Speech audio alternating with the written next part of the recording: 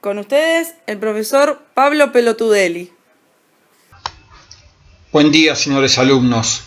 Estuve dictando un curso acerca de cómo ganar amigos y eso me ha dejado exhausto. Sin embargo, todavía tengo fuerzas para hablar sobre la Edad Oscura griega. Acá tenemos el mapa de Grecia dividido en colores según los dialectos. La lengua griega como lengua unificada, la llamada Koiné, recién va a existir después de la época de Alejandro Magno. También el dialecto noroccidental, el dórico, el aqueo, el jónico y el eolio. Como vemos, Atenas se habla el dialecto jónico, igual que esta región de Asia Menor, que no en vano se llama Jonia. Acá está la ciudad de Mileto, donde surgió el primer filósofo, Tales de Mileto. Recordemos que esta zona tenía contacto con Oriente mucho más asiduo por estar más cercana geográficamente. Los griegos emigraron a esta zona durante la Edad Oscura, en el siglo X, y se quedaron ahí hasta 1920, cuando fueron expulsados en la época de los nacionalismos por los turcos. Acá está la isla de Creta, y su más famoso y más grande palacio, el de Knossos. Acá está la isla de Rodas, que en el futuro va a ser muy famosa como centro comercial. Donde dice el Peloponeso es el Peloponeso, toda esta región, que no es una isla, sino que está unida al continente por este pequeño estrecho, que es un accidente geográfico que se llama istmo. El istmo está llamado de Corinto, porque ahí estaba la ciudad de Corinto. Tesalia, Etolia, acá está Beocia, donde está la famosa ciudad de Tebas, el Epiro, una región que se sitúa donde hoy está el moderno país de Albania, y regiones colonizadas por los griegos. Acá está la ciudad de Troya, famosa por la guerra que tuvo lugar ahí. Esparta, se habla el lenguaje dórico, el dialecto dórico, pero hay que recordar que esto no, los colores no separan razas o pueblos diferentes, lo que separa son dialectos diferentes, que es lo que define cada zona, no algún tipo de parentesco biológico ni nada que se le parezca.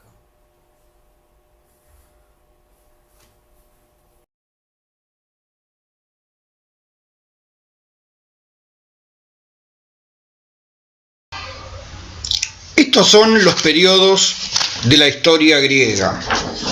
Primero el periodo minoico, que tuvo lugar en la isla de Creta, entre el 2800 y el 1400 a.C.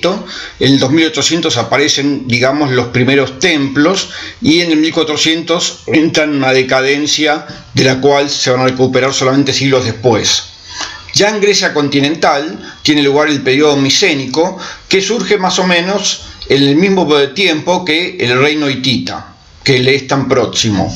Para el 1600 comienza a aparecer, y en el 1200, en el medio de la catástrofe de todo el Próximo Oriente, decae y desaparece esa cultura, como bien habla Osborne. Más que esa cultura, ese tipo de organización social y política. Pero los micénicos ya hablaban griego, cosa que los minoicos no.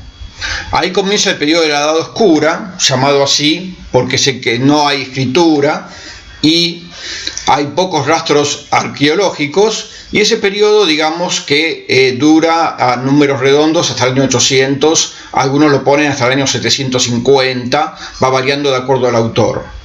Después se encuentra el periodo arcaico, que es el periodo de la formación de la polis y el periodo donde se da forma a Grecia como sería posteriormente, y tiene lugar entre el 800 y el 500. También 500 como número redondo. Algunos hablan del 509, reforma de Clístenes, otros del 480, las guerras médicas, pero bueno, el 500 es un buen número. Luego el periodo clásico, el más conocido de la historia de Grecia, donde estaban los filósofos, Sócrates, Platón, Aristóteles, donde Atenas democrática y Esparta oligárquica eran las grandes potencias, la época de la guerra del Peloponeso, del historiador Tucídides, de Heródoto, de Jenofonte, y esa época sí, por convención historiográfica, termina en una fecha exacta, que es el año 323, que es la muerte de Alejandro Magno. A partir de allí arranca el periodo helenístico, que es el periodo de los reinos sucesores de Alejandro Magno, y que dura hasta el 31 a.C., cuando desaparece el último de esos reinos, que es el de Egipto, y la muerte de su reina Cleopatra, famosa por su romance con Marco Antonio. A partir de ahí, la historia griega es subsumida dentro de los periodos de la historia romana.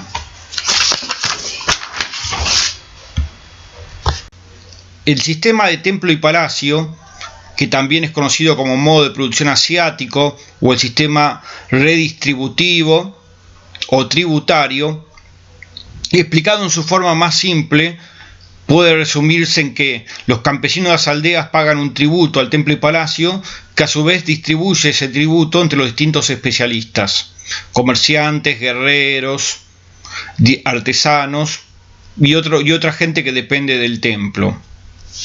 Las civilizaciones minoica y micénica son parecidas a aquellas del Próximo Oriente Asiático que se vieron en historia antigua oriental. Allí hay en las tabletas, que es lineal B, griego escrito en lenguaje silábico, se ven listas de inventarios, racionamientos, listas de funcionarios, pero no hay signos de que haya compra y venta, es decir, mercado. El mundo micénico es similar, solamente que hay un gran hincapié en la guerra por los hallazgos de armas en los entierros. Hay varias hipótesis acerca de por qué comenzó la Edad Oscura, pero Osborne no hereda ninguna, solamente juega a las escondidas. Al desaparecer el sistema de templo y palacio, también le desaparece la escritura que estaba asociada a él. Si no hay un sistema administrativo, la escritura ya no tiene sentido.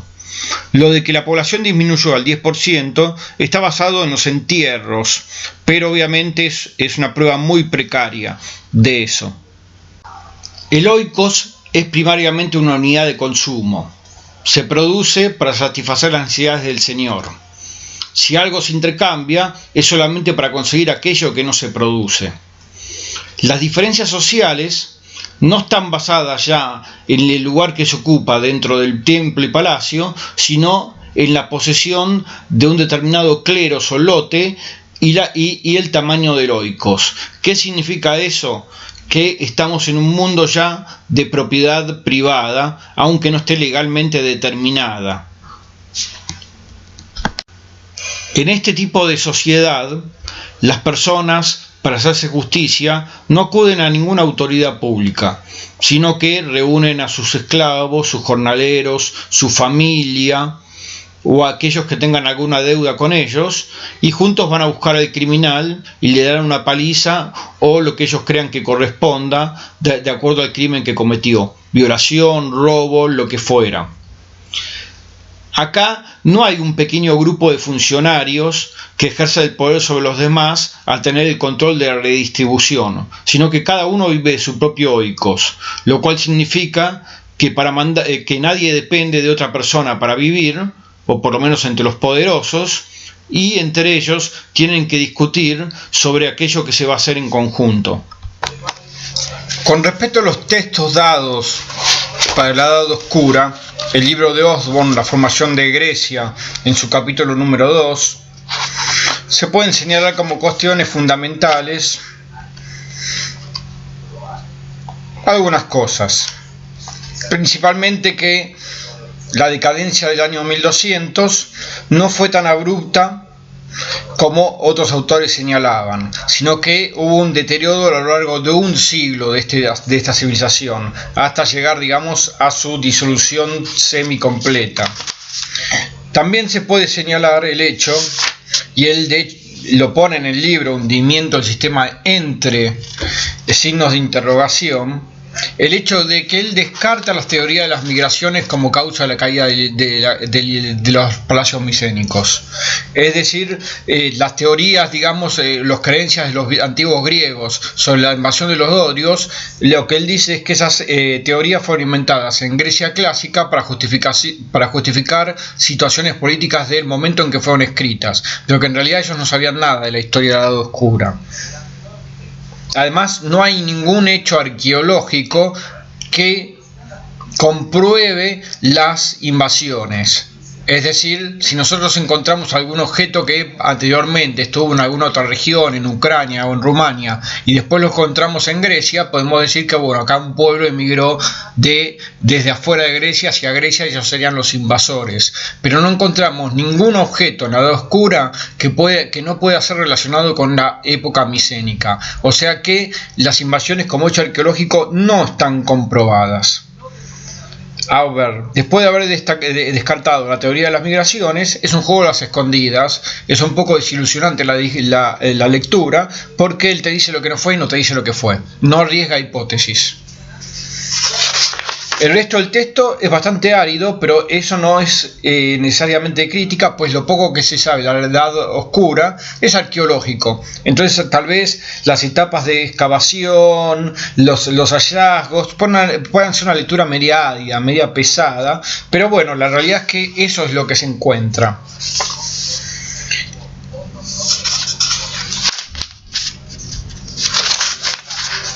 Se realzan los contactos que todavía tuvo en la Edad Oscura Grecia con el mundo oriental, como diciendo no fue verdaderamente un aislamiento completo como en alguna época se creyó, especialmente con Chipre por sus minas de hierro, pero como que algún comercio, aunque fuera en su forma más primitiva subsistía. Y una cuestión fundamental que explicaría por qué en Grecia surgiría una forma de organización diferente al templo y palacio, contrariamente a lo que pasó en Mesopotamia y Egipto, que volvió a revivir el templo y palacio después de la época de crisis de 1200. Grecia no tuvo, debido a esta disolución de grandes imperios, ataques del exterior. El mayor edificio, bueno, eso lo destaca Osborne, de esta época se encuentra Lefkandi. Lefkandi no fue un palacio micénico, ahí no hubo ningún palacio micénico, ni va a haber ninguna polis posteriormente. O sea, de por qué en esa zona surgió un edificio, es difícil saberlo. El Lefkandi que se ve en el plano, que fue construido después del año 1000, el edificio tenía 45 metros de largo por 10 de ancho y su remate en forma de ábside. El ábside es el arco o bóveda que se encuentra en la fachada posterior. El piso era de tierra, el techo de paja. Y los peristilos, esas columnas exteriores, eran de madera, o sea, eran troncos cortados. A veces, para comprender lo pobre que era una sociedad, hay que ver su manifestación más rica y acabada. Si esto era lo más grande que pudieron hacer, significa que verdaderamente era una época pobrísima.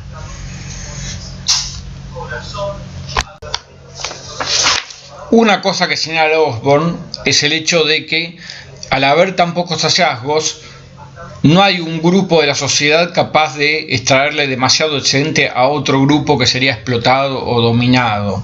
Con lo cual, teóricamente hablando, obviamente, habría un momento de la Edad Oscura, de tal pobreza, donde las diferencias sociales serían mínimas.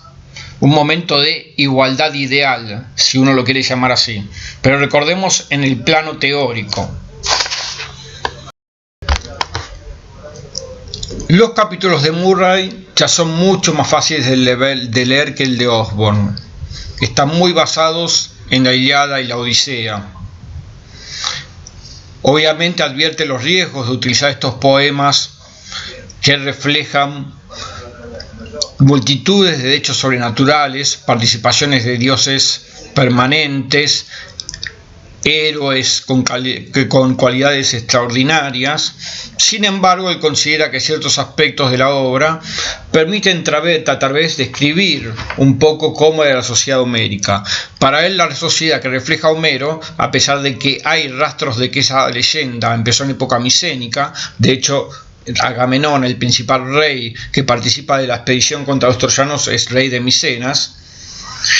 Él considera que Homero está describiendo la sociedad más o menos como era en su época, obviamente con deformaciones. La importancia que tiene la familia y la esclavitud en esta sociedad, bueno, la familia siempre fue, en casi todas las sociedades que conozco, la base de la sociedad.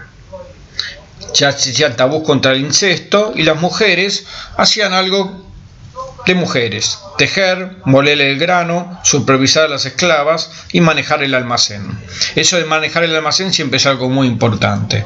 Es como manejar el presupuesto de una casa. En cuanto a los esclavos, había muchas esclavas, y muchos niños esclavos. En general, el hombre en la guerra de botín, que no solamente es esclavo, sino también otro tipo de botín, se lo mata. Y se llevan a los niños y se llevan a las mujeres. O sea que la presencia de mujeres esclavas es permanente.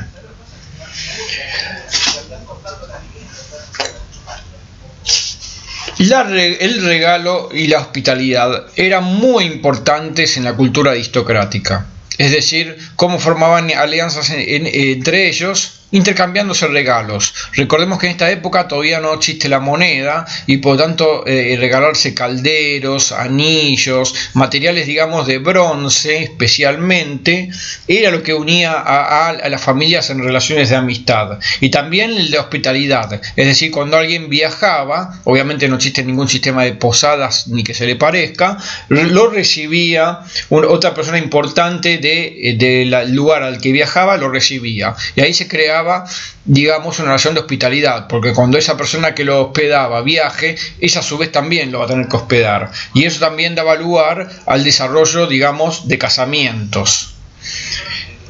El casamiento era muy importante para unir fortunas y por el hecho de la dote que lleva la mujer. Si la mujer pertenece a una familia rica y se casa con un hombre de una familia rica, digamos que la tendencia de las tierras sería a concentrarse.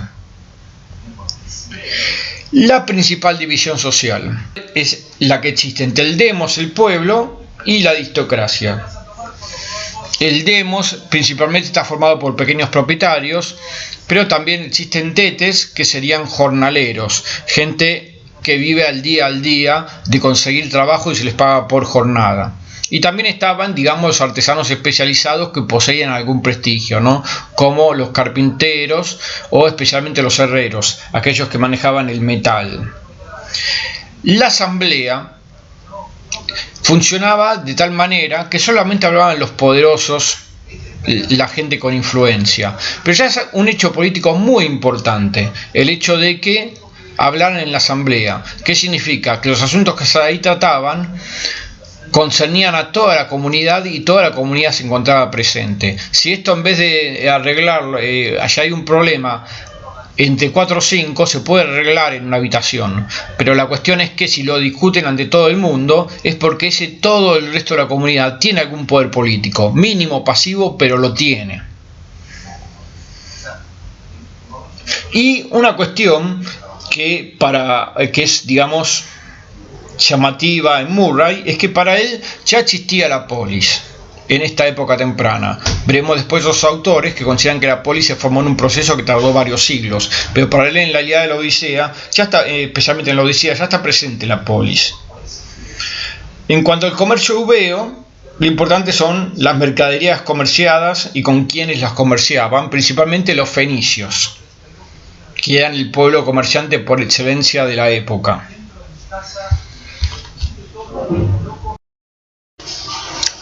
En la Ilíada, en el canto número 2, podemos ver una interesante escena que ocurre en este siguiente contexto. Aquiles se ha peleado con Agamenón. De hecho, ese es el tema de la Ilíada, el 9º año de la guerra de Troya. todo lo del caballo de Troya y el fin o el secuestro de Helena no se ven en este poema, solamente el secuestro es mencionado por ser anterior, y en una asamblea esto se dio a conocer, entonces todos los soldados aqueos se van corriendo los barcos para volverse a sus lugares de origen. Sin embargo, Ulises u Odiseo está parándolos para que vuelvan a la asamblea. Entonces, en la primera columna, contando desde abajo la segunda línea, la 190, podemos ver cómo para primero a un hombre noble y cómo para después a un hombre del pueblo. Cito: infeliz, no procede infundirte miedo como a un cobarde. Sé tú mismo quien se siente y detenga a las demás huestes, pues aún no sabes con certeza la intención del Atrida. Ahora nos prueba, mas pronto castigará a los hijos de los aqueos. ¿No hemos escuchado todos en el consejo que ha dicho? Cuida de que su ira no cause daño a los hijos de los aqueos. Grande es la animosidad de los reyes criados por Zeus. Su honra procede de Zeus y el providente Zeus lo ama. Bueno, la realeza, a lo largo de prácticamente toda su historia, está ligada a la religión. Su honra procede de Zeus. También está visto que no es un maltratado, sino que dice: no procede infundirte miedo como un cobarde. O sea que supone que un hombre de su condición es valiente. Continuamos, cito, cómo trata al hombre humilde. Mas al hombre del pueblo, que veía y encontraba gritando, con el cetro le golpeaba y le increpaba de palabra: infeliz, siéntate sin temblar y atiende a los demás, que son más valiosos. Tú eres inútil y careces de coraje. Ni en el combate nunca se te tiene en cuenta, ni en la asamblea. De ninguna manera seremos reyes aquí todos los aqueos. No es bueno el caudillaje de muchos. Sea uno solo el caudillo. Bueno, acá se pueden ver dos cosas muy interesantes. Número uno, cuando lo desmerece por dos cosas: carecer de valentía y además no ser tenido en cuenta en la asamblea, con lo cual da a entender que en la asamblea solamente hablan los poderosos. Y cuando menciona Homero, no es bueno el caudillaje de muchos, ¿qué significa en realidad? Que el poder del rey ya está cuestionado. Si él menciona el caudillaje de muchos es porque ya a alguien se le ocurrió que no tiene por qué haber un solo jefe. Acá hay signos muy endebles, pero ya están, de lo que va a ser la futura organización de la sociedad griega. He aquí otro pasaje del mismo canto, prácticamente a continuación del anterior. Vuelven a la asamblea, parados por Ulises y algunos otros. Cito: todos se fueron sentando y se contuvieron en sus sitios. El único que con desmedidas palabras graznaba aún era Tersites, que en sus mientes sabía muchas y desordenadas palabras, para disputar con los reyes locamente, pero no con orden, sino en lo que le parecía que a ojos de los argivos ridículo iba a ser. Era el hombre más indigno llegado al pie de Troya. Era patizambo y cojo de una pierna. Tenía ambos hombros encorvados y contraídos sobre el pecho, y por arriba tenía cabeza picuda, y encima una rala pelusa floreaba. Era el más odioso, sobre todo para Aquiles y para Ulises, a quienes solía recriminar. Fin de cita. Bueno, en este pasaje se pueden ver muchas cosas. Tersites es el único hombre del pueblo que individualmente aparece en la Ilíada.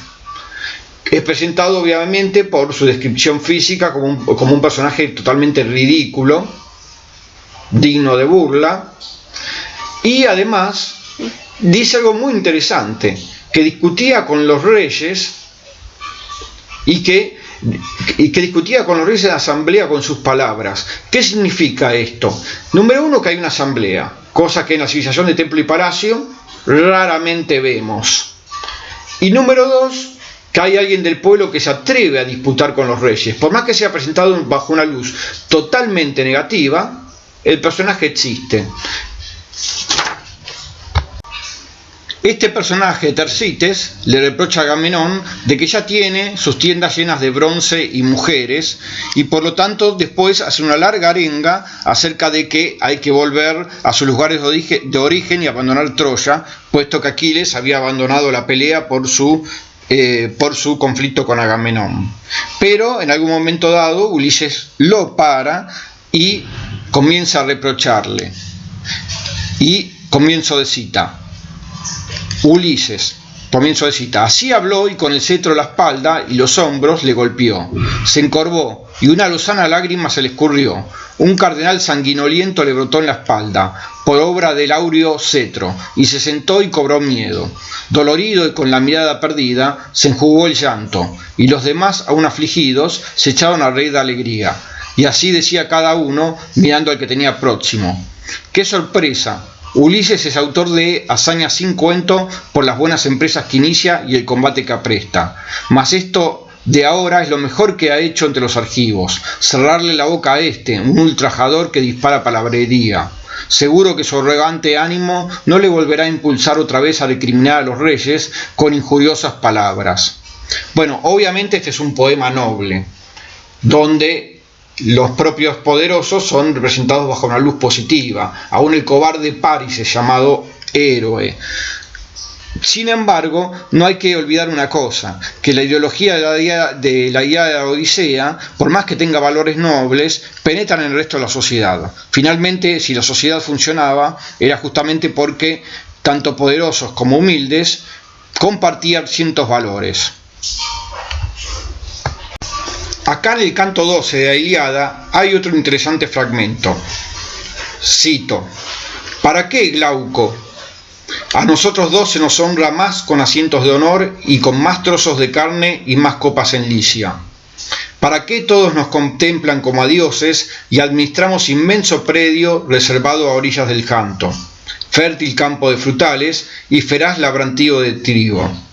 Por eso ahora debemos estar entre los primeros licios, resistiendo a pie firme y encarando la abrasadora lucha, para que uno de los licios, armados de sólidas corazas, diga: a fe que no sin gloria son caudillos en Licia nuestros reyes, y comen pingüe ganado, y beben selecto vino dulce como miel.